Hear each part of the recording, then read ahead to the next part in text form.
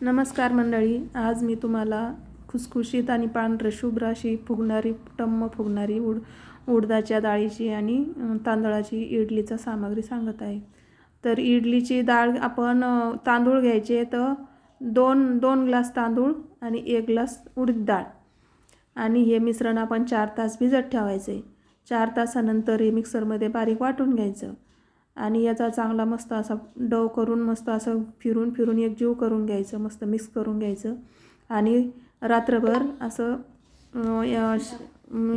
आंबवण्यासाठी झाकून ठेवायचं आणि खाली फळी ठेवायची. फळीवर हे मिश्रण ठेवायचं, म्हणजे थंडीच्या याच्यात ते चांगलं आंबवलं जातं. खालचा फरशीचा गारवा त्याला भेटत नाही, तर ते चांगलं आंबवतं. आणि मग सकाळी याला चांगलं असं मिक्स करून एक वेळेस चांगलं मिक्स करायचं आणि मग इडल्या बनवायला तयार करायच्या. तर मग या साच्याला मस्त तेल लावून घ्यायचं.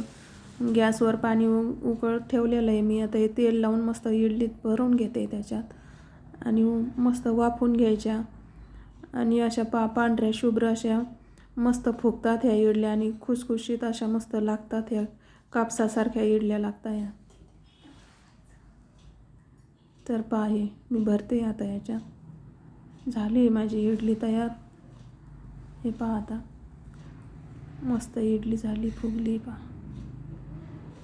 जाळीदार झाली इडली मस्त.